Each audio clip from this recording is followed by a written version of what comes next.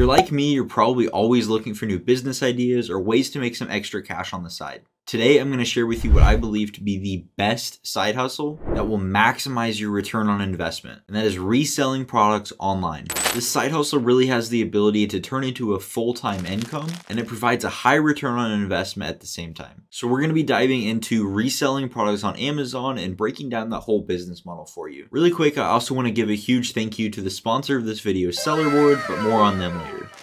So what exactly is reselling products online? We primarily talk about a business model called arbitrage, where you're finding items for cheap and then reselling them online, and specifically we like to do this through the power of Amazon. Now you can expect some really high return on investments. As a beginner, I generally say that you should strive for at least 50%, and that's just showing you that there's a lot of opportunity here. Let's go ahead and break down the arbitrage business model a little bit more. In my business, we primarily do online arbitrage. This is where we're going to online sites like Nike, Walmart, Target, etc., finding items that are on cheap, whether they're clearance or we have coupon codes or something to do to make the items cheap, and we purchase them and resell them on Amazon. I started off doing a little bit of a different business model where I was doing retail arbitrage. 3 years ago, I started off doing retail arbitrage, going into places like Dollar Tree, finding items in physical stores, physically going out and scanning the products and finding the items cheap and then reselling them for more on Amazon. This was a really great business model, and it's actually where I recommend that you get started if you're wanting to get started on this high ROI side hustle. But eventually it does become limiting. You have to drive around to find all the products, and online arbitrage is just going to be a lot more easily scalable and a lot more easily outsourced if you want to start to build a team and not have to do all of the work on your own. And I think that's really important, that at some point in your business, you're not doing all the work. Because even if you do still want to be really involved in the day-to-day of the business, if you're the only person, then the business is reliant on you. And if something happens to you, you get sick, you're unable to work, you want to go on a vacation, then the business comes to a screeching halt. So I believe that you should be focusing on a model like online arbitrage long-term that will allow you to more easily outsource. Retail arbitrage is great in the beginning. It's what I started with. It's what I recommend you start with. But over time, you might want to consider online arbitrage. Now, as far as these high return on investment, like I said, I recommend for beginners to strive for at least a 50% return on your investment. And this will allow kind of a room for a buffer, because whenever you're just starting out, you are going to make mistakes.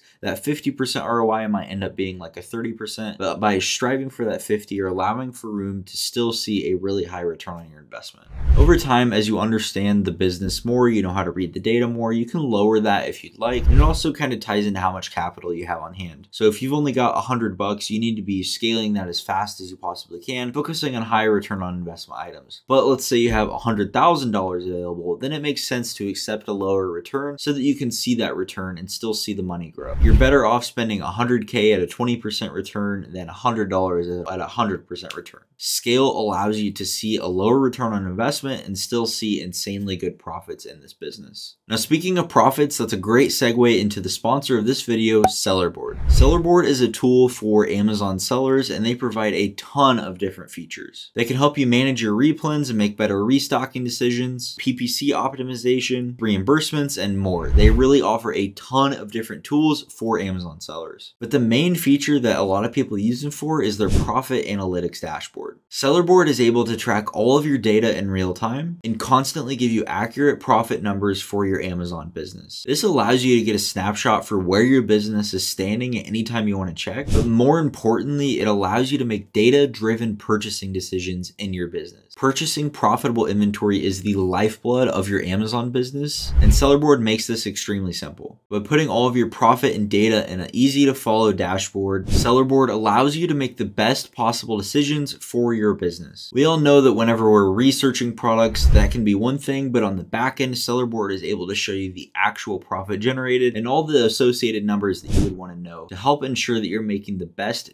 data-driven purchasing decision possible. It's super important that we're buying the data behind the products and not just looking at what the products are. We can sometimes get emotionally attached, but it's important to make sure that we're making our purchasing decisions based on data. Sellerboard makes that super simple. This is really just one of many great features that they offer to help sellers grow their Amazon businesses. Sellerboard has plans that start as low as $19 a month, and they have a 1-month free trial, which is awesome. Go to sellerboard.com to sign up for that 1-month free trial and get started using their suite of amazing tools and making data-driven purchasing decisions through their profit analytics feature. Thank you to Sellerboard for sponsoring this video, and now back to explaining the best side hustle. So now that you know a little bit about retail and online arbitrage, arbitrage, you know what kind of returns you should be going for. Let's cover the best ways that you can actually get started selling on Amazon. So like I said, I recommend starting off with retail arbitrage, and I'm going to break this down into 2 different ways to help you maximize your return on investment. So the first way that I like to recommend to people is actually going to Dollar Tree. Dollar Tree has items that are super cheap. I know it's gone up a little bit, but still the items are relatively cheap. So you can buy items really cheap on the low and then resell them for a lot more, yielding a high return on investment. It's not uncommon to get, 100 to 300% return on investment at Dollar Tree.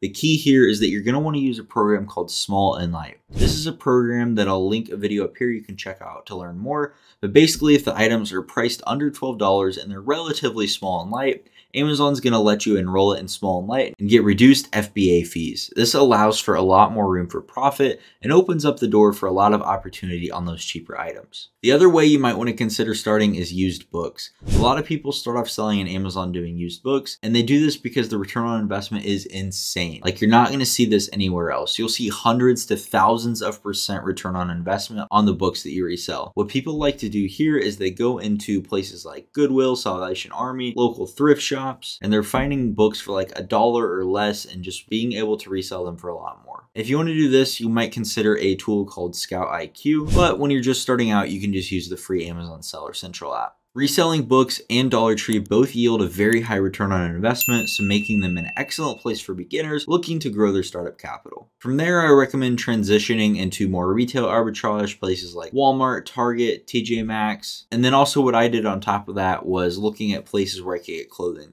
So going to Kohl's, stacking all their coupons, going to clothing outlets, and just looking for any kind of retail arbitrage source for my products. And you really want to grind that out for a while. And then once you're finding that to be limiting, you can go and start to scale in the online arbitrage business model, which is what I primarily do today. Now that you've learned about Amazon and how to actually get started, I want to walk you through the process of setting up your account and getting going and make these high returns on your investment. So go ahead and check out this video right here where I dive deeper into that process. Thanks for watching.